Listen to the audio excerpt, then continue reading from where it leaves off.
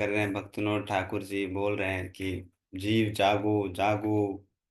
गौरचंद्र बोले, भगवान श्री गौरचंद्र बोल रहे हैं कि जीव उठ जाओ। कोठा निद्रा जाओ माया पीसा चीरा कोले। ये कह रहे हैं कि देखो, कब तक सोते रहोगे माया की गोद में। कब से सो रहे हैं हम लोग माया की गोद में। कब तक सोते रहोगे, अब उठ जाओ। भूल गए हो आप, क्या भूल गए हो कि भूलिया रोहिला तुम्हें अविद्या रे भरे। भजियो बोलिया ऐसा संसार रे बितारे। प्रार्थना कर रहे हैं भक्तिविनोद ठाकुर कि तुम्हारे लिए ही, तुम्हारा लई तो आमी होइनो अवतार, कि तुम्हारे लिए ही अवतार हुआ है किनका, भगवान का। और तुम सो रहे हो माया की गोद में। तो इसलिए हमारे लिए दवाई लेकर आए हैं, और दवाई का नाम क्या है? इन्हें औषधि, औषधि हरिनाम महामंत्र लेकर आए हैं हमारे लिए श्री चैतन्य महाप्रभु। तो इसलिए भक्तिविनोद ठाकुर बोल रहे हैं क्या कि प्रभु चरणे पड़िया, तुम्हारे चरण में आ रहा हूँ, से ही हरि नाम मंत्र लोई लो मांगिया। तो हम भी भगवान के और अपने आचार्य गुरु वृंद के चरणों में हम भी प्रार्थना करके हम भी बोलते हैं ऐसे कि प्रभु, हम भी बहुत दिन से माया की गोद में सो रहे हैं, अनंत काल से। पता नहीं कितने समय हो गए, और हमें तो पता भी नहीं है कि कब से सो रहे हैं, अभी भी सो रहे हैं कि नहीं सो रहे हैं। हमको लगता नहीं, हम तो जागे हुए हैं। तो इसलिए हम लोगों को प्रार्थना करना है भगवान से और भक्तिविनोद ठाकुर जी से, हे प्रभु, हमें भी माया की गोद से उठाकर भगवान की गोद में सुला दो। सोना चाहते हैं आप लोग भगवान की गोद में? चाहते हैं आप लोग? जैसे नरसिंह देव ने प्रहलाद महाराज को अपने गोद में बिठा के न लोरी सुनाया बढ़िया सा, सो जा मुन्ना सो जा, बहुत दिन परेशान किए तुम्हारे पापा ने, तुम्हारे सो कॉल्ड मम्मी पापा ने। तो अब हम आ गए हैं तुम्हारे असली वाले पापा, अब मेरे गोद में अच्छे से सो जाओ। चैन की नींद, आपको उठा के फेंकेगा नहीं आपको दरवाजे के बाहर, हाँ, जमीन के ऊपर। तो इसलिए हम भी प्रार्थना करते हैं भगवान से। और ऐसे ही हुआ ध्रुव महाराज के साथ। बड़ा अच्छा संपर्क है, मतलब कनेक्शन है ये दोनों भजन का और आज के प्रसंग से। कि ध्रुव महाराज भी चाहते थे अपने पिता की गोद में बढ़िया से बैठना, बढ़िया से सोना, बढ़िया से खेलना। लेकिन उनके सो कॉल्ड मम्मी पापा ने उनको सोने नहीं दिया, उनके गोद में बैठने नहीं दिया। तो ध्रुव महाराज को बहुत क्रोध आया। शायद यहाँ तक आप लोगों ने पढ़ लिया था, पढ़ लिया था पूजा जी मत। पढ़ लिया था प्रभु जी। हाँ। तो अगर आप भी चैन के दिन सोना चाहते हो अपने पिताजी के गोद में, तो प्रार्थना करिए आप लोग कि प्रभु, पहले तो गलत जगह सोया हूँ, वहां से उठा दो मेरे को ना। आप लोगों के साथ ऐसा होता होगा जब हमारे माता पिता के शरण में रहते हैं हम, बचपन में हमारे साथ तो होता था ऐसे कि कहीं भी सो जाते थे रात को। खेल खेल खेल के आकर ना हम लोग बाहर ही सो जाते थे, और सुबह उठते तो देखते थे अच्छा ये तो बढ़िया पलंग के ऊपर सोए हैं, बढ़िया शरीर के ऊपर कंबल डाला हुआ है। कौन डालता है? हमको तो पता नहीं, हम तो कहीं भी सोए हुए थे। तो माता पिता के शरण में जब रहते हैं, हमारे माता पिता जब चिंता करते हैं हमारी, तब हमको चिंता नहीं करना पड़ता अपनी। तो ऐसे ही ध्रुव महाराज के माता पिता, सो कॉल्ड वाले माता पिता जो उनको नहीं सम्मान करते थे, जो उनको उनका हक नहीं दिला सकते थे, उनकी गोद में बैठना चाहा तो उनको भगा दिया गया। और क्या बोला गया कि Dhruv, you are not qualified to sit sit at the place where you are desiring to sit. तो ध्रुव महाराज को बड़ा क्रोध है। अच्छा, ये तो पिताजी तो मेरे भी हैं, तो आधा आधा अधिकार होना चाहिए, ऐसे कैसे? लेकिन इस संसार में बहुत सारे नियम कानून हैं जो कि कई बारी समझ आता है, कई बारी नहीं समझ आता है। ध्रुव महाराज को नहीं समझ आया कि ऐसा कैसे हो सकता है हमारे साथ, कि पिताजी तो उसके भी हैं, पिताजी मेरे भी हैं। उसको तो गोद में बिठा के उल्लू उल्लू उल्लू कर रहे हैं, हमारे को तो कुछ नहीं कर रहे हैं, हमको तो बिठा ही नहीं रहे। तब फिर बहुत क्रोध आया उन्हें। तो उसके आगे हम पढ़ते हैं कि अगर हमारे साथ भी ऐसा ना हो तो हमें क्या करना चाहिए। कोई नहीं चाहता है कि उसके साथ ऐसा हो, लेकिन आज पढ़ते हैं भागवतम चौथे स्कंद, अध्याय 8 और श्लोक संख्या 28। पढ़िए। हम्म। ओम नमो भगवते वासुदेवाय। प्रभु जी 24 से पढ़ना है। ओम नमो भगवते वासुदेवाय। ओम नमो भगवते वासुदेवाय। तो मैत्रेय मुनि ने बोलना प्रारंभ किया है 24 नंबर श्लोक से। मैत्रेय मुनि किसे सुना रहे हैं आप सब जानते हैं, विदुर जी से। ये प्रसंग चल रहा है बहुत पहले से ही, तीसरा स्कंद के शुरुआत से ही मैत्रेय मुनि और विदुर जी का ये जो संवाद है वो चलता आ रहा है। उसी श्रृंखला में बोलते हैं, अगर आप लोगों को ध्यान हो तो। बोलते मैंने अब आपको, विदुर जी कौरवों में श्रेष्ठ विदुर जी, मैंने आपको बतला दिया कि किस तरीके से ये जो दक्ष का हाल कैसे हुआ, फिर ये जो विध्वंस कैसे होता है, ये सारा मैंने आपको सुना दिया। तो अभी मैं स्वयंभू मनु के बारे में आपको सुना रहा हूँ। स्वयंभू मनु, और स्वयंभू मनु के दो पुत्र थे, एक प्रियव्रत थे, एक उत्तानपाद थे। तो उस उन्हीं की दो पत्नी के बारे में वर्णन हो रहा है यहाँ पे। एक का नाम था सुरुचि और दूसरी का नाम था सुनीति। और ध्रुव महाराज सुनीति के पुत्र थे और उत्तम सुरुचि के पुत्र थे। तो जो राजा उत्तानपाद थे, वो दो पत्नियां तो थी उनकी, लेकिन एक को बड़ा प्रेम करते थे, दूसरी वाली से बिल्कुल भी प्रेम नहीं करते थे। दूसरी वाली को स्वीकार करने में उन्हें शर्म आता था। और इसी कारण से जो सुरुचि थी, जो बहुत जिसमें रुचि रखते थे ध्रुव महाराज के पिताजी, ध्रुव महाराज को भी स्वीकार नहीं करते थे। मतलब उनके सामने नहीं कर पाते थे स्वीकार। ये ऐसा होता है, सामाजिक ये उदाहरण है बहुत। देश घर समाज हर जगह होता है, ऐसा ही होता है। और इसी कारण से यहाँ पे मैत्री मुनि आगे बोलना प्रारंभ करेंगे कि जब ऐसा उनको तिरस्कार करा गया ध्रुव महाराज को। ध्रुव महाराज क्योंकि क्षत्रिय घर में जन्म हुआ है, खून है उनका क्षत्रियों का। तो जैसे बतलाते हैं नारद मुनि विदुर जी को, मैत्री मुनि, कि एक नाग को, सर्प को उसके फन के ऊपर डंडे से जैसे मारते हैं, तो कैसे अपना फन फैला के फुफकार मारता है, ऐसे ही ध्रुव महाराज क्षत्रिय होने के नाते अंदर से क्रोध उनका फुफकार भर के आ रहा था। और क्योंकि जो सुरुचि थी, सुनीति भी थी, वो भी सारे क्या थे, राजघराने की थी। लगे अब कुछ कर नहीं सकती थी, अपना पतिव्रता धर्म का भी पालन करना है उन्हें साथ साथ, और एक क्षत्रिय पुत्र की माँ भी है। अब दोनों के बीच में असमंजस में पड़ गई सुनीति माता। उन्हें बहुत क्रोध आ रहा था, क्रोध बहुत आ रहा था उनके भी। नाक मुंह फूल रहे थे, लेकिन वो कुछ कर नहीं सकती थी क्योंकि उनके पति हैं और पति नहीं चाहते। तो उनके आगे से हम पढ़ते हैं यहाँ श्लोक संख्या 24। मैत्रेय मुनि ने आगे कहा, ध्रुव महाराज की माता सुनीति को दे का उपदेश वस्तुतः उनके मनोवांछित लक्ष्य को पूरा करने के निमित्त था। अतः बुद्धि तथा दृढ़ संकल्प द्वारा चित्त का समाधान करके उन्होंने अपने पिता का घर त्याग दिया। किन्होंने घर त्याग दिया? प्रहलाद महाराज ने घर, ध्रुव महाराज ने घर त्याग दिया। और क्यों त्याग दिया? क्योंकि उनकी माता जो सुनीति थी, उन्होंने बोला देखो बेटा, मैं तो कुछ कर नहीं सकती हूँ, मैं भी लाचार हूँ, क्योंकि सारा अधिकार तुम्हारे पिता के पास है। और तो तुम्हारे पिता हैं, वो मुझे पत्नी तो क्या, दासी भी नहीं मानते। और जो तुम्हारी दूसरी माता है, जो सुरुचि, उसका ही चलता है सब कुछ। तो उसने जो भी कुछ तुम्हें बोला है, उसने बोला है क्या, कि देखो ध्रुव, तुम काबिल नहीं हो अपने पिता की गोद में बैठने के। अगर आपको अपने पिता की गोद में बैठना है तो ध्यान से सुन लो। आप इस जन्म में तो नहीं बैठ सकते। आपका ये जन्म बेकार है अगर आप अपने पिता की गोद में बैठना चाहते हैं। क्यों? क्योंकि तुम्हारे पिता मेरे वश में है और तुमने मेरे कोख से जन्म नहीं लिया है।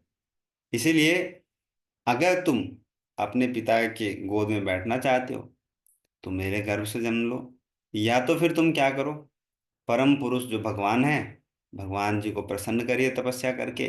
भगवान का कृपा होगा, तब क्या करोगे, आप मेरी गर्भ से जन्म लोगे, फिर आप अपने पिता के गोद में बैठ पाओ। अब उनकी माता ने बोला देखो बात तो ठीक कह रही है वो। मैं कुछ कर नहीं सकती, और बात ठीक इसलिए कह रही है क्योंकि मेरे बस का तो कुछ है नहीं। अगर तुम्हें इसी पिताजी के गोद में बैठना है, तब तो वो तुम्हारा पिता उस माता के वश में है। अब जो माता जैसे बोलेगी वैसे ही करेंगे तुम्हारे पिता। अगर उत्तानपाद के ही गोद में बैठना है, तब तो सुरुचि के ही गर्भ से तुम्हें जन्म लेना पड़े। तो ठीक ही बोला है उसने, जाओ भगवान से तपस्या करो, भगवान को ढूंढो जाकर, भगवान मिल जाएंगे, तो अपना इच्छा रखना। उन्होंने बोला कि नहीं, मैं क्या करूंगा, इस घर का त्याग करता हूँ, मैं भगवान को ढूंढूंगा, लेकिन सबसे बड़ा साम्राज्य मांगूंगा मैं। घर छोड़कर निकल गए। क्षत्रिय, क्षत्रिय वाला स्वभाव है उनका। घर को त्याग दिया। नारद मुनि ने यह समाचार सुना और ध्रुव महाराज के समस्त कार्यकलापों को जानकर वे चकित रह गए। वे ध्रुव के पास आए और उनके सिर को अपने पुण्यवर्धक हाथ से स्पर्श करते हुए इस प्रकार बोला। नारद मुनि को पता चल गया, उन्हें ये समाचार सुन लिया। नारद मुनि के बारे में जानते हैं आप। नारद मुनि वो परिव्राजकाचार्य हैं, वो देवर्षि हैं। देव ऋषि हर जगह भ्रमण करते हैं, संसार में कहीं कुछ भी होता है सबसे पहला वो रिपोर्टिंग करने पहुंच जाते हैं। सबसे पहले वो रिपोर्ट करते हैं वहां पे, हाल समाचार लेते हैं। पहुंच गए, और पहुंच कर क्या बोला, बोला कि बेटा, पहले आशीर्वाद दिया सर, अपने जो पुण्य रूपी हाथ से उनका जो मस्तक को स्पर्श कराया, और बोला कि देखो, तुम तो बड़े छोटे से बालक लगते हो ऐसे। मतलब विचार किया, पहले मन में कुछ सोचा कि देखो ये तो बालक है, कितना दृढ़ संकल्प लेकर निकला है, इतना छोटा सा बच्चा, 5 वर्ष के थे लगभग ऐसे। इतना छोटा सा बच्चा कैसे ये सोच सकता है कि मैं, इच्छा पूर्ति नहीं हो पाया, अगर नहीं किया है तो मैं अपने आप से करके दिखाऊंगा, घर छोड़ के भी जाता हूँ, जब तक पूरा नहीं करूंगा नहीं आऊंगा घर। तो ये सोचकर नारद मुनि भी चकित रह गए, लेकिन उन्होंने सोचा देखते हैं जरा कितना दृढ़ता है। हम चेक करते हैं ऐसे, गुरु भी चेक करते हैं, माया देवी भी चेक करते हैं कि हम कितना भक्त हैं अंदर से, कितना भक्त हैं बाहर से। अहो, नारद मुनि कह रहे हैं, ऐसे विचार कर रहे हैं, शक्तिशाली क्षत्रिय कितना तेज, कितने तेजमय होते हैं, वे थोड़ा भी मान भंग सहन नहीं कर सकते। जरा सोचो तो, यह नन्हा सा बालक है, तो भी उसकी सौतेली माता के कटु वचन उसके लिए असह्य हो गए। बोला छोटा सा बच्चा है, छोटा सा बच्चा को तो कितना, 2 थप्पड़ मार दो, पीछे से फिर लॉलीपॉप ले जाकर दीजिए, तो भूल जाता है, लॉलीपॉप खाकर वो भूल जाता है कि पहले किसी ने मारा भी है। छोटे बच्चे ऐसे ही होते हैं नॉर्मली। लेकिन देखो ये क्षत्रिय जो ध्रुव है, ये कैसा, माता ने थोड़ा सा डांट लगा वो सहन नहीं कर सकता। और इसी कारण से भगवान श्री कृष्ण भगवत गीता में, जब अर्जुन ने बोला भगवान के सामने ये अपना, उन्होंने प्रस्ताव रखा कि हे प्रभु, मैं भिक्षा मांग कर जी लूंगा, लेकिन मैं युद्ध नहीं करूंगा। भगवान ने बोला कि अरे मूर्ख, तुम स्वभाव से क्षत्रिय हो, थोड़ी देर के लिए तुम भाव में बह गए हो, भावनाओं में, लेकिन स्वभाव से क्षत्रिय हो। तुम कमंडलू लेकर निकलोगे भिक्षा मांगने के लिए, और किसी ने अगर तुम्हारा उपहास कर दिया, तो तुम्हारे अंदर ही वो क्या है, क्षत्रिय वाला स्वभाव है, अपमान सहन नहीं कर सकते, तुम कमंडलू से खून कर दोगे किसी का। फिर क्षत्रिय वाला स्वभाव है। अब बताओ, अगर क्षत्रिय, अगर तुम साधु बनने जाओगे तो पूरा साधु समाज बदनाम हो जाएगा फिर। इसलिए तुम युद्ध करो, और तुम क्या करो, शासन करो। तुम भिक्षा मांगने के लिए नहीं बने हो, साधु वाला स्वभाव नहीं है तुम्हारे अंदर। तो इसलिए भगवान ने बोला क्या, चतुर्वर्णम मया शिष्टम गुना कर्म विभाग ऐसा, कि हाँ वर्ण आश्रम 4 अलग अलग बनाए हैं, 4 वर्ण 4 आश्रम, लेकिन गुण और कर्म के हिसाब से विभाजन किया है, जिसमें जैसे गुण होते हैं उस तरीके से। तो इसीलिए यहाँ पे छोटे बच्चे में भी वही गुण होते हैं, और बड़े में भी वही गुण होते हैं। ये गुण मतलब स्वाभाविक, और धीरे धीरे उसमें, मतलब एक तो है कि हेरिडेटरी होता है, और दूसरा क्या है कि जो सीखते हैं, जो पठन पाठन करते हैं, उससे भी ये गुण विकसित होते हैं। तो नारद मुनि ऐसा विचार कर रहे हैं। नारद मुनि ने अब बोला, नारद मुनि ने ध्रुव से बोलना प्रारंभ किया, हे बालक, अभी तो तुम नन्हे बालक हो, जिसकी आसक्ति खेल इत्यादि में रहती है, तो फिर तुम अपने सम्मान के विपरीत अपमानजनक शब्दों से इतने प्रभावित क्यों हो। मतलब उन्होंने सोचा कि चलो परीक्षा करते हैं कि मतलब कितना दृढ़ है, क्या सोच कर आया है। जनरली होता भी ऐसा है, छोटे बच्चे जो होते हैं, इतने कम उम्र के होते हैं, वो ऐसे ही रहते हैं। चाहे नारद मुनि का भी प्रसंग पढ़ेंगे, चाहे ध्रुव का भी प्रसंग पढ़ेंगे, चाहे प्रहलाद का प्रसंग पढ़ोगे, सबके प्रसंग में एक चीज कॉमन मिलता है। और वो कॉमन क्या है? कि वो खेल कूद के ज्यादा आदी नहीं थे बचपन में। हम लोग सोचते हैं क्या, कि अगर बच्चा खेल कूद नहीं रहा है तो डेवलपमेंट कैसे होगा? प्रैक्टिकली होता भी ऐसे है, क्योंकि सब ध्रुव प्रहलाद तो हमारे घर में जन्म नहीं लेते। लेकिन जो होनहार वीरवान के होत चिकने पात, बचपन से ही पता चलता है कि ये बच्चा क्या है, होनहार है, इसका सांसारिक चीजों में रुचि ही नहीं है कुछ भी। जैसा मैंने पढ़ा है नारद मुनि का प्रसंग, जैसा अगर इस संसार में ऐसा कोई बच्चा हो तो उसको साइकेट्रिस्ट के पास भेज देंगे। कैसा बच्चा है, ना तो किसी से बात करता है, ना कुछ खेलने में रुचि रखता है, ना किसी से मिलने का उसका मन करता है, इसका ओवरऑल डेवलपमेंट कैसे होगा? इसको भेजो डॉक्टर के पास, गोली खिलाओ जबरदस्ती, इसको कर देंगे ऐसे। लेकिन नारद मुनि से बाद में जब व्यास देव जी ने प्रश्न पूछा तो उन्होंने बड़ा गुरूर के साथ जवाब दिया, मतलब बहुत ऐसे एकदम ग्रेव होकर जवाब दिया कि देखो, साधारणतः बच्चे जैसे होते हैं, मेरा स्वभाव ऐसा नहीं था। आज तक किसी भी खेल कूद में, किसी भी चीजों में मेरा रुचि नहीं रहा, संसारिक खेल कूद में किसी भी प्रजल्प में मैंने भाग नहीं लिया। ऐसे ऐसे पहले था, पहले से ही ऐसा था। नारद मुनि बतलाते हैं। और उसी तरीके से नारद मुनि अभी ध्रुव महाराज को चेक करना चाह रहे हैं कि इसका दृढ़ता कितना ज्यादा है। हो सकता है लॉलीपॉप में मान जाए, हो सकता है कि थोड़ा सा मिठाई में मान जाए, हो सकता है डरा दो कि बोल दो कि जंगल में शेर आते हैं। ना बच्चों को ऐसे, बच्चे अगर भागने लगते हैं दूर दूर तो बिल्ली का आवाज लगाने से फिर वो फिर मम्मी को गोद में दुबक लेता है। किसी चीज से डरने वाले नहीं थे ध्रुव महाराज। जब आप पढ़ते हैं, कृष्ण लीला पढ़ते हैं, उसमें भगवान श्री कृष्ण से मिलने के लिए आती हैं कौन? ब्राह्मण पत्नियां आती हैं। तो भगवान ने डराया सबको कि देखो क्या होगा, तुमने घर घर परिवार छोड़ छाड़ के तुम आ गए हो मेरे पास। हाँ, अम्मी घरे ना जाई वो बने प्रवेशी, वो बताओ घर वालों को क्या होगा, क्या मान सम्मान रहेगा? तो उन्होंने बोला नहीं नहीं, अब तो हम आ गए प्रभु, छोड़ के आ गए, अब सबको छोड़ दिया, आप कैसे जा सकते हैं दोबारा? तो भगवान ने बोला कि नहीं नहीं, जाओ जाओ जाओ जाओ, अब घर वाले आपको स्वीकार कर लेंगे, मैं कह रहा हूँ। तो ब्राह्मण पत्नियां चली गई इतना। लेकिन गोपियां गोपियों को बोला तो गोपियों ने बोला नहीं प्रभु, अब तो छोड़ के आ गए हम, अब तो हम नहीं जाने वाले। तो ये डिग्री है, कौन सी डिग्री पे कौन न मान लेता है। ध्रुव महाराज आज मानने वाले नहीं थे। उनका था कि सबका बदला लूंगा मैं, ना बाप का दादा का, सबका बदला लूंगा, सबसे बड़ा चाहिए मेरे को, सबसे बड़ा साम्राज्य मेरे को चाहिए, ब्रह्मा जी से भी बड़ा साम्राज्य चाहिए, ताकि दिखाऊंगा उसको एक दिन। तो यही ध्रुव महाराज से कह रहे हैं कि तुम क्यों प्रभावित हो?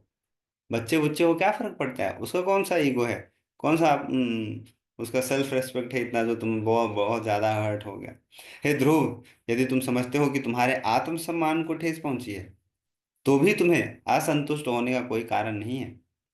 इस प्रकार का असंतोष माया का ही अन्य लक्षण है।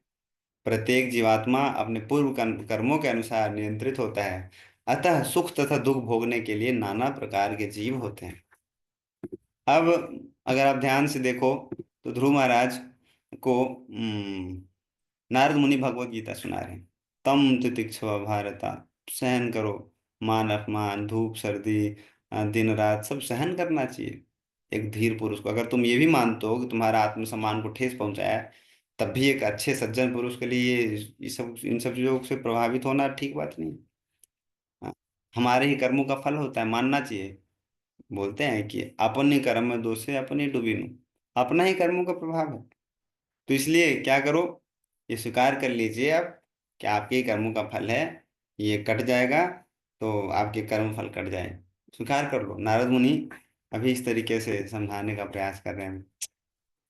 लेकिन ध्रुव महाराज तो क्षत्रिय होने के नाते बोल रहे थे नहीं, मैं तो प्रतिशोध में विश्वास रखता हूँ, बदला लूंगा। ऐसे कैसे होगा? एक ही माँ, एक ही एक ही पिताजी के जन्मे संतान हम दो, एक को तो गोद में बिठाए, हमसे पूछे भी ना कोई। भगवान की बड़ी भगवान की गति बड़ी विचित्र है। बुद्धिमान मनुष्य को चाहिए कि वह इस गति को स्वीकार करे और अनुकूल या प्रतिकूल जो कुछ भी भगवान की इच्छा से सम्मुख है उसे संतुष्ट रहे। गीता सुना रहे हैं नारद मुनि, ध्रुव महाराज को कि सम्मान सम रहना चाहिए, सम का स्थिति बना के रखना चाहिए। सम दुख सुख इस दुख में सुख में जितना मिले उतना में संतुष्ट रखना चाहिए। एक ये स्वभाव होता है भक्तों का कि मन से संतुष्ट होना चाहिए। अब तुमने अपनी माता के उपदेश से भगवान की कृपा प्राप्त करने के लिए ध्यान की योग विधि पालन करने का निश्चय किया है, किंतु मेरे विचार से ऐसी तपस्या सामान्य व्यक्ति के लिए संभव नहीं है। भगवान को प्रसन्न कर पाना अत्यंत कठिन है। तुम्हें लग रहा है ऐसा? ऐसा तुम्हें लग रहा है कि बहुत सरल काम है? तुम्हारी माँ ने बोल दिया है कि जंगल चले जाओ, जंगल में भगवान मिलते हैं, लेकिन तुम माँ की बात मानकर तुम आ गए जंगल में। लेकिन आसान नहीं है, जंगल में भगवान मिलेंगे। बहुत बड़े बड़े लोगों ने किया है ऐसा। बहुत बार आपको ऐसे मिलेंगे, ऐसे भक्त मिलेंगे, टेस्ट करने के लिए नहीं, वो डराने आते हैं।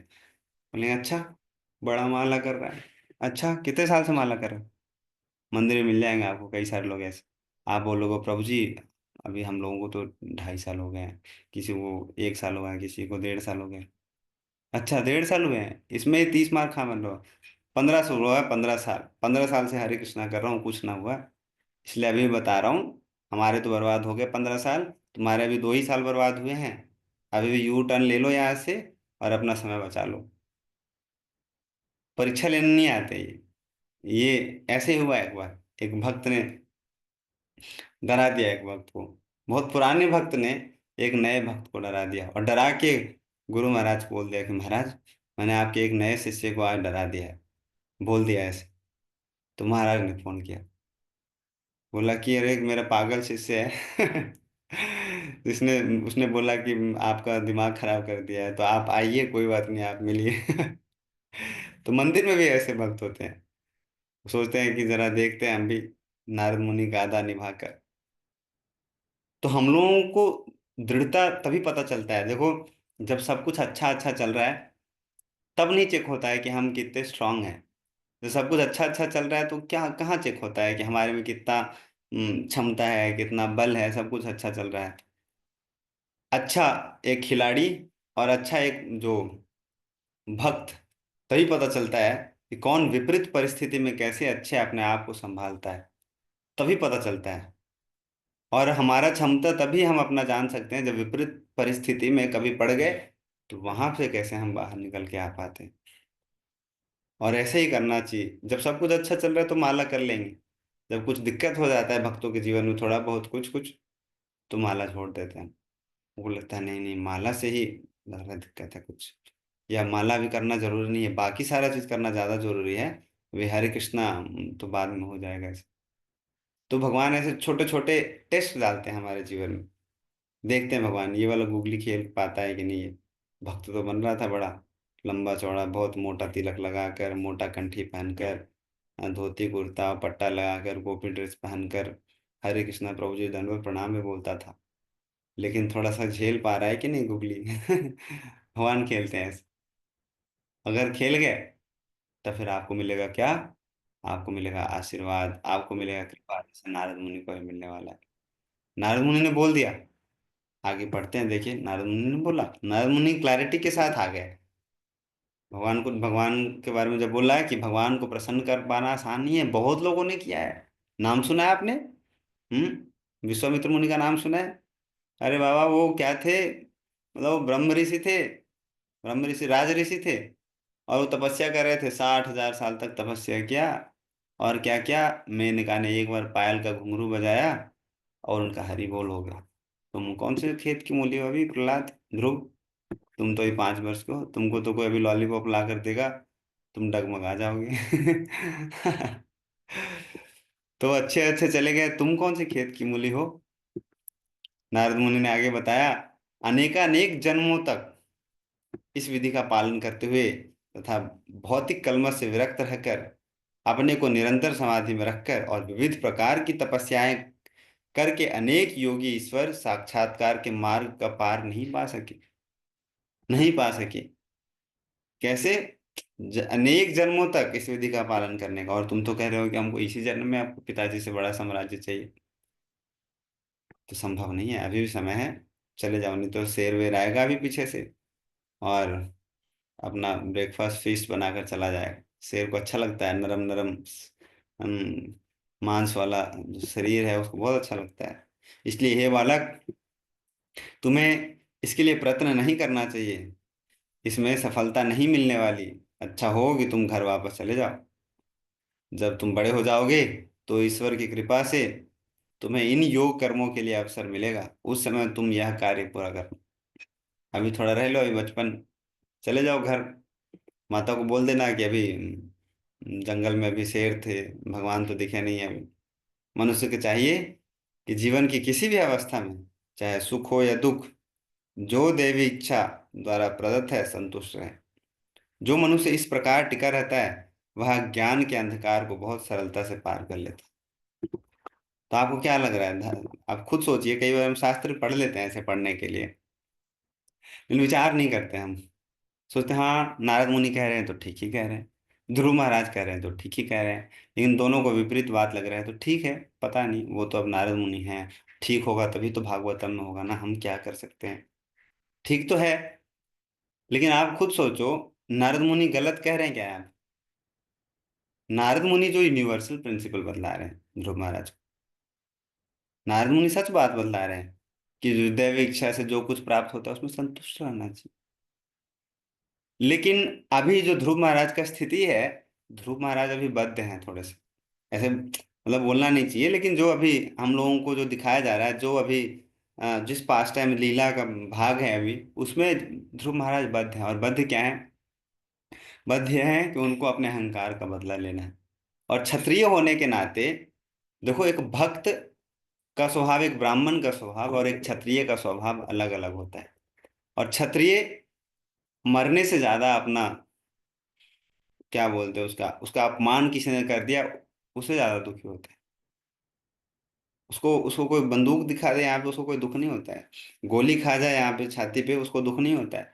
लेकिन अगर उसको किसी ने गाली दे दिया तो वो बहुत दुखी होता है। अगर उसको डिबेट में कोई हरा दे, क्षत्रिय को, तो कोई दिक्कत नहीं है, लेकिन कोई उसका उल्टा पुल्टा कुछ बोल दे उसको, कुछ अगर किसी ने गाली दे दिया उसको, तब वो बर्दाश्त नहीं कर सकता वो। और यहाँ पे है ये, अब ध्रुव महाराज आगे बोलेंगे कि प्रभु नारद मुनि, आप तो क्या लगते हो, आप भगवान के सीधा साक्षात सेवक लगते हो, लेकिन क्या है ना कि मैं अभी उतना जो जो ज्ञान दे रहे हो उस स्तर पे हूं नहीं कि आपका इस ज्ञान को स्वीकार कर पाऊं। अभी मेरे को लेना है बदला, और इसके अलावा मेरे को कुछ सूझ नहीं रहा है। तो अभी तो चाहे आप जो भी ज्ञान दे लो, वो मेरे दिमाग में जा ही नहीं रहा है। आप मेरे को यही दीजिए, क्षत्रिय हूँ उसके हिसाब से आप ज्ञान दो। तो नारद मुनि ज्ञान दे रहे थे, वो एब्सोल्यूट ज्ञान दे रहे थे। जैसे अगर मान लो, अगर अर्जुन कह रहा था भगवत गीता में कि मेरे को क्या करना है प्रभु, युद्ध करके क्या मिलेगा, बात सही था, और वो एब्सोल्यूट वही है, युद्ध करके क्या मिलने वाला है। लेकिन क्षत्रिय हैं, और क्षत्रिय होने के नाते अगर वो जंगल में रह ही नहीं पाएंगे, वो कैसे रह पाएंगे? जिसका क्षत्रिय है ना, एक कहावत है बिहार में कि कुर्ता फटे लेकिन पोजीशन ना घटे, कहावत है। इसका मतलब क्या है कि जो जिसका स्वभाव है, चाहे जिस स्थिति परिस्थिति में हो, उसमें वो अपना जो उसका स्वभाव है वो एग्जिबिट करता ही करता है। भगवान ने इसलिए बोला कि अर्जुन तुम छोटा सा गांव ले लो, इतना छोटा सा, तुम 5 लोगों को ही तुम रूल करो, लेकिन तुम बने हो इसी के लिए, राज्य करने के लिए बने हो, तो भिक्षा मांगने के लिए नहीं बनो। कई बार ऐसा होता है, किसी के खून में होता है। कई बार जब इसको नेताजी बनने का लग जाता है, एक बार चस्का, एक बार जीत गए मुखिया बनने में या सरपंच में या चाहे MP MLA जो भी कुछ में, तब तो भैया उनका कुर्ता बिक जाए, लेकिन मरते मरते दम तक वो चाहते हैं कि सब कुछ बेच के इलेक्शन लड़ूंगा। इसलिए बिहार में कहावत है, कुर्ता फटे लेकिन पोजीशन ना घटे, कुर्सी मिलना चाहिए हम। क्यों? स्वभाव है जो, स्वभाव मुश्किल से, बहुत मुश्किल से जाते हैं ऐसे स्वभाव। ध्रुव महाराज भी आगे यही बोलने वाले हैं अभी कि प्रभु आप जो कह रहे हो, देखो आप तो, मेरे को लगता है ऐसा कि आप मतलब भ्रमण करते हो, देश देश नगर नगर काल, गांव गांव, हर जगह भ्रमण करते हो, सूर्य के भांति हो। सूर्य क्या करता है? हर जगह को प्रकाश करता है, घूम घूम कर प्रकाश करता है, दिन में इधर, रात में उधर। आप भी वैसे ही हो, भ्रमण करते हो, यहाँ भी ज्ञान देते हो, वहां पे भी ज्ञान देते हो, और इसलिए हमारे को भी हमारे ऊपर दया करके ज्ञान देने आया हो। लेकिन दुर्भाग्यशाली मैं हूं कि मैं आपके ज्ञान को मैं ग्रहण नहीं कर पा रहा हूँ। तो अगर आप बताना चाहते हो कि कैसे मेरे को, मेरा जो इच्छा है, जो मेरे जीवन का उद्देश्य है, और उद्देश्य क्या है कि अपने बाप से और अपने दादा से भी बड़ा साम्राज्य चाहिए। ये कैसे मिलेगा, अगर ये आप बता दोगे तो ठीक है, नहीं तो प्रभु हरे कृष्णा, आप छोड़ दीजिए मेरा रास्ता, शेर आएगा तो हम देख लेंगे। तो यही दोनों के बीच में चल रहा है। प्रत्येक मनुष्य को इस प्रकार व्यवहार करना चाहिए यदि वह अपने से अधिक योग्य, ये बहुत ही महत्वपूर्ण श्लोक है, ये हम लोगों को याद रखना चाहिए ये श्लोक।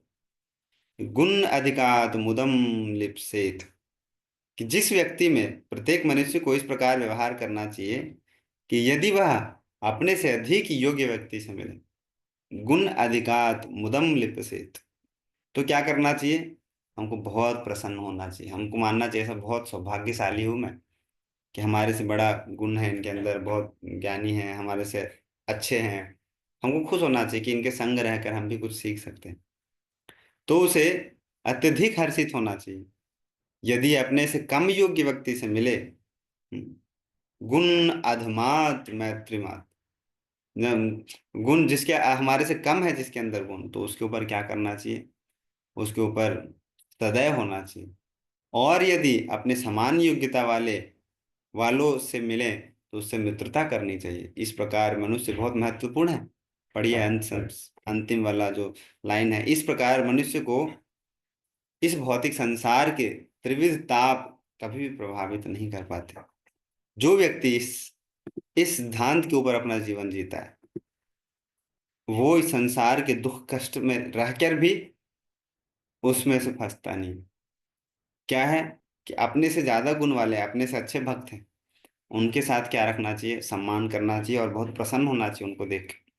मान लो आप श्लोक सुनाते हो आज तक, मान लो कि पूजा माता अच्छा श्लोक सुनाती है, मान लो, ऐसा है नहीं, अंधों में काना राजा, कि किसी को कुछ नहीं आता है, पूजा माता को 10 श्लोक आता है ऐसा है नहीं, मेरे को नहीं पता है। और वो ऐसे सोच के चल रही है कि मेरे को तो बड़ा श्लोक आता है, लेकिन पांडा जी ने 12 श्लोक याद कर लिए। तो पूजा माता को खुश होना चाहिए, लेकिन जीव का स्वभाव क्या है कि दुखी हो जाता है, अच्छा मेरे से ज्यादा उसने कैसे कर, और इसीलिए फंस जाता है वो संसार। और ये सब कुछ जानने के बाद भी अप्लाई करना इतना मुश्किल है, इतना मुश्किल है, बहुत मुश्किल है। सब कुछ हमको पता है लेकिन हम कर नहीं पाते हैं। मान लो आप कीर्तन करते हो, आप गाते हो बढ़िया एकदम, एकदम लय में, सुर में, ताल में, सब मिलाकर गाते हो, और आपके लिए हरि बोल बजता था। आज कोई नए भक्त, कीरत माता आ गई, यहाँ पे कीरत माता है, भाग गई तो कीरत माता ने बढ़िया जमा दिया कीर्तन, तो अब लगा अच्छा, अब इसको कैसे पत्ता साफ कैसे करना है, ये रहेगी तो मेरा हरि बोल तो होगा नहीं। तो अगर ऐसा जब रहता है, और ये स्वभाव है, होता ही है, मान लो मैं ही हूं, मैं प्रवचन करता हूँ, आपके बीच कोई आया नहीं, मैं ही आता हूँ मैं भी अंधों में काना राजा, तो मेरे को ही बोलते प्रभु जी बहुत बढ़िया, बहुत बढ़िया। हो सकता है कोई बढ़िया आ गया प्रवचन करने के लिए, अब आप तो मेरे को बोलोगे नहीं, आप उनको बोलोगे जो बढ़िया होंगे तो मैं भी सोचूंगा अच्छा, ऐसा कैसे हो सकता है, या तो मैं अच्छा बनने का प्रयास करूंगा, नहीं बन पाया तो ये सोचूंगा कैसे उसको हटाना है। तो ये जीव का प्रवृत्ति है। अगर हमसे कोई कम वाला बुद्धि वाला है, या हमसे नीचे का भक्त है, या हमसे कोई गरीब है, हमसे कोई दीनहीन है, तो उसके ऊपर दया करना चाहिए, धुतकारना नहीं, दया करना चाहिए उसको। और जो हमारा सम्मान वाला, समान वाला व्यक्ति होता है, तो उससे क्या करना चाहिए, मैत्रीय रखना चाहिए। लेकिन हम क्या करते हैं, समान वाले से क्या करते हैं, ईर्ष्या करते हैं, बराबर वालों से, नीचे वालों को तो दबा ही देते हैं, और ऊपर वालों को अगल बगल हम जाते नहीं, सोचते इसके पास जाऊंगा तो मेरा हरि बोल नहीं होगा इसी कारण से जीव फंस जाता है। यहाँ पे देखो नारद मुनि ने कितना अच्छा बतलाया है कि इस प्रकार मनुष्य अगर अपना आचरण करता है तो भौतिक संसार के त्रिविध ताप कभी भी उसे प्रभावित नहीं कर पाते। कितना अच्छा ज्ञान दिया है। हालांकि नारद मुनि, ध्रुव महाराज नहीं अभी उसको स्वीकार कर पा रहे हैं, वो अपने कंडीशनिंग के कारण, और ये वो भी ये मान रहे हैं कि देखो प्रभु आपने जो ज्ञान दिया है बहुत अच्छा ज्ञान दिया है, मैं नहीं कर पा रहा हूँ अभी, लेकिन अगर ये सारा कुछ कर लेते शायद तो पहले ही वो चले जाते। लेकिन वो क्योंकि अब अडिग थे, तो उनका दृढ़ता देखकर ध्रुव महाराज को नारद मुनि ने दिया और देने के बाद उनको जब मिला, जब सब कुछ जो इच्छा कर रहे थे, तो उन्होंने बड़ा पश्चाताप किया कि हे प्रभु देखो, कितना आसानी से आप ही मिल रहे थे सीधा सीधा हमको। मैंने क्या मांगा कि बाप से भी, दादा से भी बड़ा साम्राज्य चाहिए।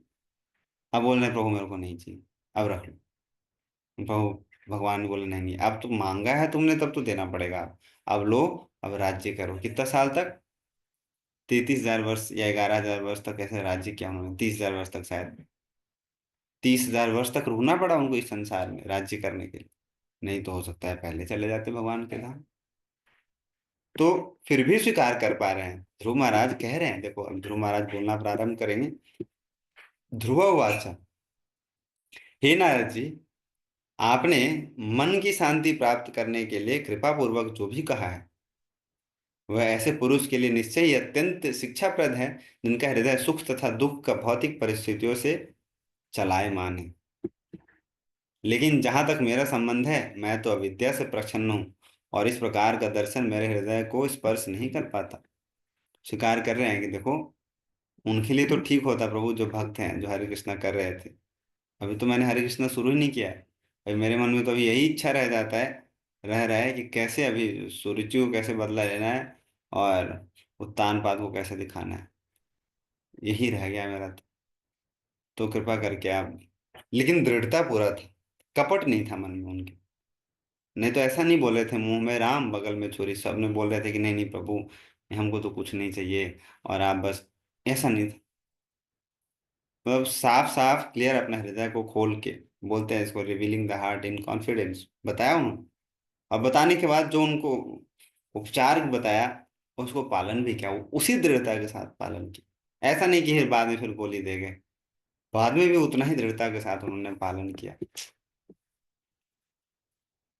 ये श्लोक आप लोग याद करिएगा, इसके ऊपर वाला, ये वाला श्लोक, चौथे स्कंद का 8वें अध्याय का 34 नंबर श्लोक, कि कैसे हमको व्यवहार करना चाहिए, हम अपने से अधिक गुण वालों से, अपने से कम गुण वालों से, अपने से बराबर वालों से।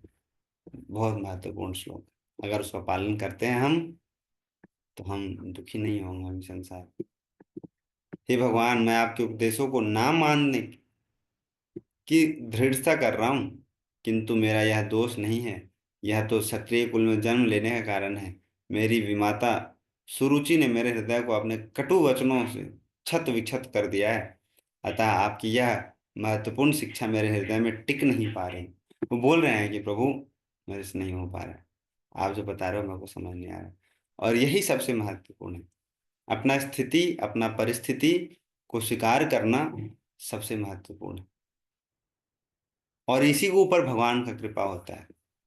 भगवान बोलते हैं ना कि, हम पढ़ा है ना, भजन पढ़ा है ना, बोलते हैं कि गौरंगा करुणा करो, दीना ही न जानी।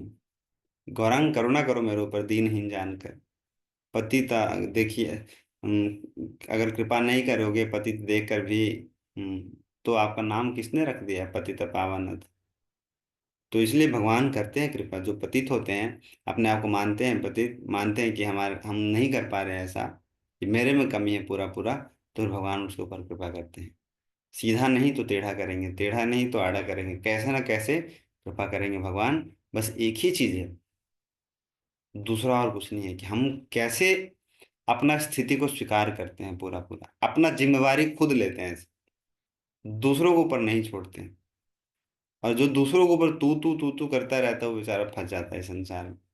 अपना जिम्मेवारी हमको खुद ही लेना चाहिए, कि जो हमारे जीवन में जो कुछ भी घटित हो रहा है, उसका जिम्मेवार कौन है, मैं हूं खुद। ये लेकर, और मेरे में कमी है, इतना अगर कोई व्यक्ति मान लेता है, तो किसी का कृपा हो ना हो, नित्यानंद प्रभु का और गौरांग महाप्रभु का कृपा होता है उसके ऊपर। बहुत महत्वपूर्ण। टिक नहीं पा रहा है, बोल रहे हैं कि ये ज्ञान प्रभु टिक नहीं पा रहा है, और आगे का फाइल लोड नहीं हो पा रहा है। हो जाएगा।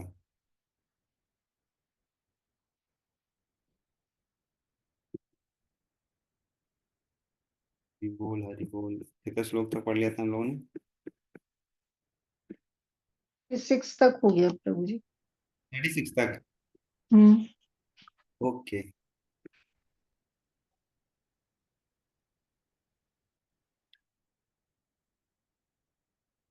हे विद्वान ब्राह्मण, ये कौन बोल रहे हैं? ध्रुव महाराज बोल रहे हैं नारद मुनि से। मैं ऐसा पद ग्रहण करना चाहता हूं जिसे अभी तक तीनों लोकों में किसी ने भी, यहाँ तक कि मेरे पिता तथा पितामहों ने भी ग्रहण ना किया हो। यदि आप अनुग्रहित कर सके तो कृपा करके मुझे ऐसे सत्य मार्ग की सलाह, जिसे अपना करके मैं अपने जीवन के लक्ष्य को प्राप्त कर सकूं। इनका भी जीवन का लक्ष्य नहीं है भगवान को प्राप्त करना। ध्यान दीजिए आप, ध्रुव महाराज के जीवन का लक्ष्य भी ये नहीं है कि कैसे बैक होम बैक टू गॉडेड जाना, नहीं। उनके जीवन का लक्ष्य है अभी कि कैसे अपने पिता से और पितामहों से भी बड़ा साम्राज्य कैसे उनको मिल सके। और इसी के लिए कह रहे हैं कि कोई ऐसा सत्य मार्ग का सलाह करिए आप, जिससे मैं इस चीज को प्राप्त कर सकूं। तो हे भगवान, आप ब्रह्मा के सुयोग पुत्र हैं। नारद मुनि किनके हैं? ब्रह्मा जी के पुत्र हैं नारद मुनि। और आप अपनी बीना बजाते हुए समस्त विश्व के कल्याण हेतु विचरण करते रहते हैं। आप सूर्य के समान हैं, जो समस्त जीवों के लाभ के लिए ब्रह्मांड भर में चक्कर काटता है। आप सोच रहे हो, अच्छा सूर्य तो चक्कर कहाँ काटता है, सूर्य तो एक जगह पे स्थित रहता है। लेकिन ये मॉडर्न साइंस हमको पढ़ाता है कि सूर्य एक जगह पे स्थित रहता है। वैदिक साइंस हमको यही पढ़ाता है कि सूर्य चक्कर काटता है। सूर्य घूमता है और घूम घूम के चक्कर लगाता है चारों तरफ। मॉडर्न साइंस में पढ़ते हैं कि सूर्य अपने एक्सिस पे करके क्या करता है, वो अपने आप को रोटेट करता है। तो ये दोनों में ये अंतर है, वैदिक कॉस्मोलॉजी और मॉडर्न कॉस्मोलॉजी में। आप शास्त्रों में पढ़ोगे तो ये मिलेगा कि सूर्य चक्कर काटता है। अब कैसे, हमने तो देखा नहीं है कैसे चक्कर काटता है, लेकिन शास्त्रों में यही बतलाया गया है। और वैसे ही नारद मुनि को बतलाया गया क्या, सूर्य के समान, कि घूम घूम कर आप हर जगह क्या करते हो, अपना प्रकाश बांटते हो। पूरे ब्रह्मांड भर में घूमते हो और हर जगह ओम अज्ञान तिमिरांधस्य, तिमिरान का मतलब, तिमिर का मतलब क्या होता है, अंधकार से, अज्ञानता रूपी अंधकार को दूर करके ज्ञान रूपी प्रकाश आप हर जगह क्या करते हो, फैलाते हो, सूर्य की तरह। श्लोक है ना चैतन्य चरितामृत में कि कृष्ण सूर्य समा माया है अंधकार। ये कृष्ण क्या है? सूर्य के समान। माया क्या है? अंधकार है। जहाँ कृष्ण, वहाँ नहीं माया रे अधिकार। जहाँ कृष्ण होते हैं वहाँ माया का अधिकार नहीं होता। तो आप क्या करते हो, ऐसे ही घूम घूम कर भ्रमण करके कृपा करते हो हर जगह पर जा जाकर। मैत्रेय ने आगे कहा, ध्रुव महाराज के शब्दों को सुनकर महापुरुष नारद मुनि उन पर अत्यधिक दयालु हो गए और अपनी अहेतु की कृपा दिखाने के उद्देश्य से उन्होंने निम्नलिखित विशिष्ट उपदेश दिए। ध्रुव महाराज से दो कारणों से प्रसन्न हुए नारद मुनि। पहला तो ये कि उनका दृढ़ता, बच्चा होने के साथ इतना दृढ़ता उन्होंने कभी देखा नहीं किसी को। प्लस साथ में ये भी स्वीकार कर रहे हैं दूसरा, कि देखो आपने जो ज्ञान दिया है वो उत्तम कोटि का ज्ञान है, और था भी, लेकिन मेरा स्थिति होने के कारण मैं नहीं स्वीकार कर पा रहा हूँ।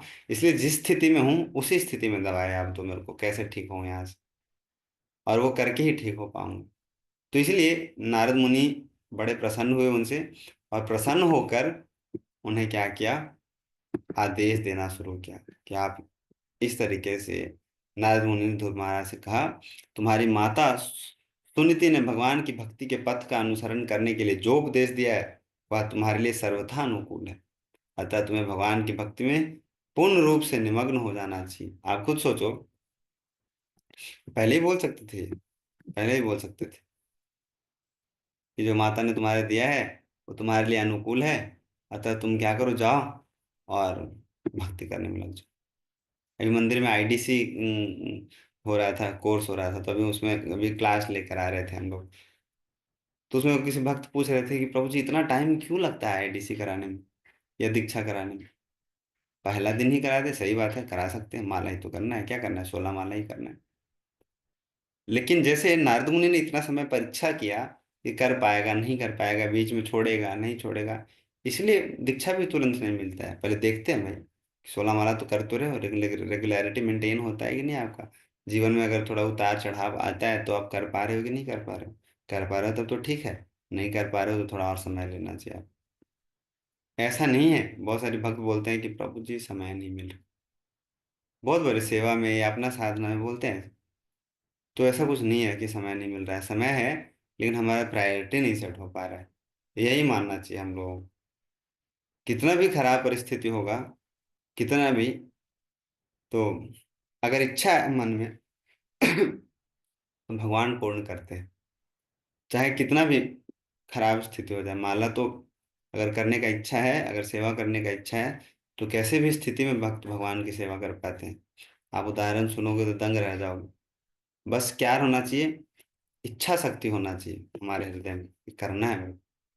इच्छा शक्ति रहेगा तो हम कर सकते हैं, नहीं रहेगा तो नहीं कर सकते। ये मैंने भी रियलाइज किया, बहुत सारे भक्तों ने भी रियलाइज किया कि एक ही चीज है। गीता भी पढ़ते हैं तो तात्पर्य में एक जगह श्रील प्रभुपाद बोलते हैं कि जीव एक ही चीज कर सकता है, बाकी और नहीं कुछ कर सकता है। कोई भी कार्य संपन्न होते हैं उसके बहुत सारे कारण हैं, उसमें जो हमारा उसमें कंट्रीब्यूशन है वो क्या है? इच्छा, और कुछ नहीं। बाकी फैसिलिटेशन करती है प्रकृति, फिर उसको सैंक्शन करते हैं परमात्मा, बहुत सारा कुछ है।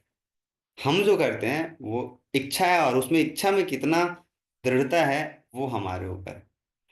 हम उसको कितना स्ट्रांग रखते हैं तो उतना ही प्रकृति भी हमको उतना सपोर्ट करती है। जैसे एक बार ऐसा हुआ कि मंदिर बन रहा था, तो प्रभुपाद के एक शिष्य थे, तो उन्होंने बोला कि मैं मंदिर बनवाने में सपोर्ट करूंगा, लेकिन मेरा एक कंडीशन है।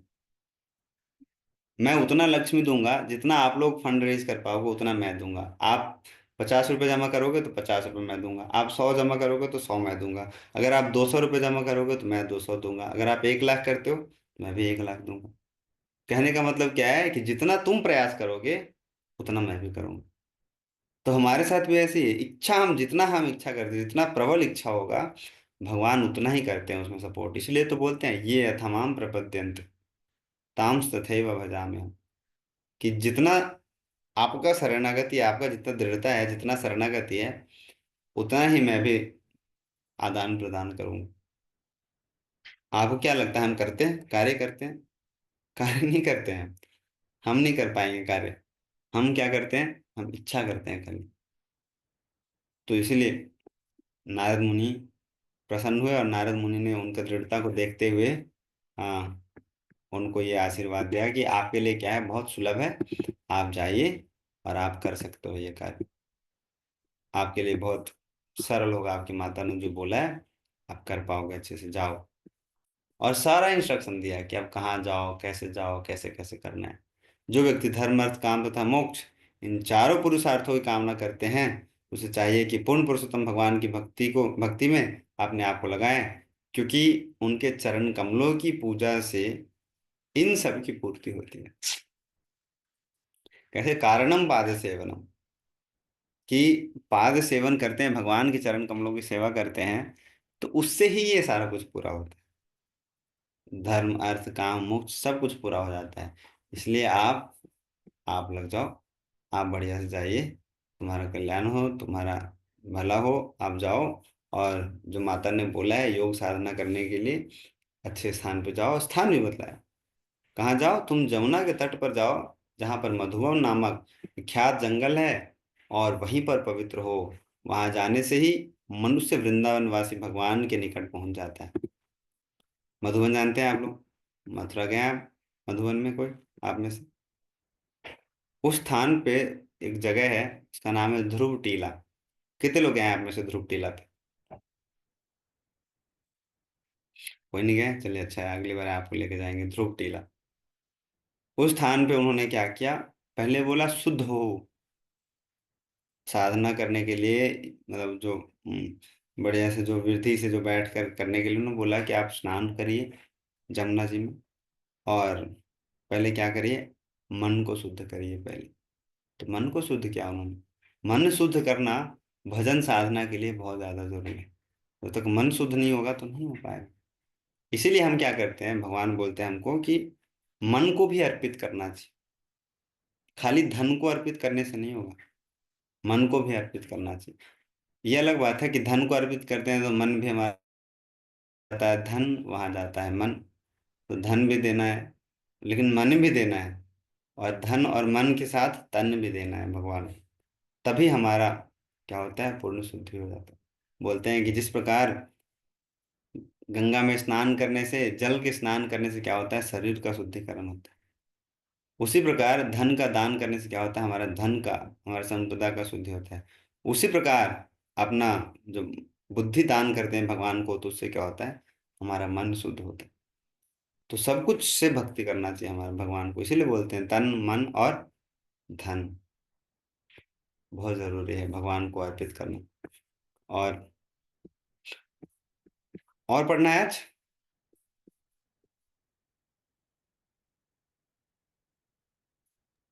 जी प्रभु जी, भी कर सकते हैं कंटिन्यू। कह सकते हैं। हम्म। तो हम्म, बड़ा अच्छा प्रसंग है। मैं सोच रहा हूँ कि आज यही रख देते हैं, इतना ही तक रोक लेते हैं। बाकी अगले कितने श्लोक हैं इसमें, अभी और होंगे कुछ श्लोक, तो अभी आज खत्म तो नहीं हो पाएगा। खत्म करना भी नहीं है हम लोगों को, लेकिन अगले क्लास में पढ़ सकते हैं पूरा। तो आज रहने देते हैं, थका थका लग रहा है आज। तो हम लोगों ने बहुत महत्वपूर्ण प्रसंग पढ़ लिया आज। ध्रुव महाराज कैसे उन्होंने अपना गृह त्याग किया। और एक महत्वपूर्ण बात है, देखो, हर व्यक्ति को गृह त्याग जो भी करता है, उसके पीछे उसको पर्पस चाहिए गृह त्याग करने का। ऐसे ही कोई सोचे कि मैं गृह त्याग कर लूंगा, संभव नहीं। जिसने भी गृह त्याग किया है, मतलब भगवान उसको कुछ ना कुछ कारण देते हैं, तभी वो त्याग कर पाता है। ऐसे कोई सोचे प्लान बना के कोई गृह त्याग नहीं कर पाता है कि मैं पहले 16 में ग्रेजुएशन कर लूंगा, 24 पे बढ़िया पैसा कमा लूंगा, 30 पे शादी कर लूंगा, फिर 40 पे बच्चों को समझा बुझा के बड़े कर लूंगा, 50 पे उसका भी शादी विवाह करके जिम्मेवारी दे दूंगा, 60 पे फिर घर से हम निकल जाएंगे, टिकट करवा लेंगे। हाँ, एकदम जन शताब्दी का टिकट करा के हरिद्वार जाएंगे हम, और अपना सिम कार्ड वहीं गंगा जी में फेंक देंगे, और फोन भी उधर फेंक देंगे। ऐसे कोई नहीं जा पाता है। भगवान कोई ना कोई कारण देते हैं ऐसे, हर बार। मैंने पढ़ रहा था, जब श्री चैतन्य महाप्रभु जब छोड़ के गए घर, तो भगवान भी गए तो कोई कारण लेकर गए। भगवान श्री कृष्ण मथुरा छोड़ के, वृंदावन छोड़ के मथुरा गए तो कोई कारण के बाद गए। देखो महाप्रभु ने संन्यास लिया, कोई कारण से लिया। देखो शिला प्रभुपाद जी घर छोड़े, तो उसके पीछे भगवान का कोई ना कोई अरेंजमेंट रहता है। शंकराचार्य जी ने घर छोड़ा, तो उसके पीछे भगवान का कुछ ना कुछ अरेंजमेंट रहता है। कोई ये सोचेगा कि मैं प्लान बना के एकदम अनाउंसमेंट करके ऐसे बोल के फिर जाऊंगा जंगल में, फिर भक्ति करना शुरू करूंगा, तो कोई कभी नहीं कर सकता है। जब मौका मिलता है उस समय से हमको भक्ति करना प्रारंभ कर लेना चाहिए। नहीं तो फिर वो दिन कभी नहीं आने वाला है जो बोलते हैं, प्रभु जी पहले मुन्ना का शादी हो जाए, प्रभु जी जब एग्जाम खत्म हो जाए, प्रभु जी जब हमारा ये काम हो जाए, तो वो लोग कभी नहीं भक्ति कर सकते। आज से ही, अभी से ही भक्ति प्रारंभ करना चाहिए। आपके जीवन में भगवान ने भक्त भेजा है आपको, तो वो इंडिकेशन है भगवान का कि आपको भक्ति शुरू करना चाहिए। आज नहीं करोगे तो फिर मौका पता नहीं दोबारा मिले ना मिले। बहुत महत्वपूर्ण है। प्रभुपाद ने बोला उस समय कि I think this is the arrangement made by Srila Bhakti Siddhanta Saraswati my guru Maharaj for me to follow his instruction. 50 साल पहले दिया था उनको इंस्ट्रक्शन। कब दिया था, 1922 में दिया था, पहली बार मिलने के बाद। फिर 11 साल के बाद 33 में फिर दिया। और तब से लेकर 50 साल हो गए थे लगभग, वो प्लान ही बना रहे थे प्रभुपाद कि पहले पैसा कमाऊंगा, पैसा से बुक छपवाऊंगा, बिजनेस अच्छा होगा, लेकिन कुछ नहीं कर पाए। भगवान ने बहाना दिया। क्या, उनकी पत्नी ने बोला टी और मी। तो उन्होंने बोला कि thank you so much, you opted T over me, तो Hare Krishna, I have to fulfil my the order of my spiritual master, I am going, Hare Krishna. At least now you not tell me कि आई हैव लेफ्ट यू। तुमने खुद मेरे को, मेरे ऊपर चाय को चुना है, तो मेरे पास वो कारण नहीं है, चलता हूँ मैं। तो ध्रुव महाराज के साथ भी ऐसा हुआ, सोच के नहीं जा पाते। तो भगवान का अरेंजमेंट रहता है, ये सारा कुछ हम लोगों को ऐसे ही समझना चाहिए। लेकिन हम लोगों को ऐसे नहीं बोलना है, सोचना है। हमारे जीवन में गुरु हैं अभी, तो हमको गुरु से पूछना चाहिए। जिन जिन ने किया है, देखो प्रभुपाद के समय पे, उस समय उनके गुरु नहीं थे उपस्थित, उन्होंने सोचा कि देखो ये गुरु का ही इंस्ट्रक्शन है, और था भी, क्योंकि उनके सपने में भी आते थे। ध्रुव महाराज जब छोटे थे, उनके जीवन में भी कोई गुरु नहीं थे, जब घर छोड़ा, बाद में मिले उनसे। तब ऐसे हमारे जीवन में गुरु नहीं है तब तो ठीक है, लेकिन आपके जीवन में तो है कोई ना कोई बताने वाले, तो आप पूछ लीजिएगा घर छोड़ने से पहले, लेकिन नहीं तो पता नहीं चल पाएगा कि जिम्मेवारी से छोड़ के भागे हो कि भगवान को प्राप्त करने के लिए भागे हो। तो ठीक है, आज के लिए हम इतना ही रखते हैं। हरे कृष्णा, श्री प्रभुपाद की जय। बहुत दिन हो गए थे, तो मायापुर गया था, आप सबके लिए प्रार्थना किया नरसिंह देव जी से कि नरसिंह देव जी सबको हृष्ट पुष्ट सुरक्षित रखें, ताकि भक्त सारे अपना भक्ति वक्ति करते रहें, सेवा करें, सबसे महत्वपूर्ण। और मंदिर आइए और सेवा में भाग लीजिए आप लोग, अपना माला करिए अच्छे से, भागवतम पढ़िए अच्छे से। हरे कृष्ण।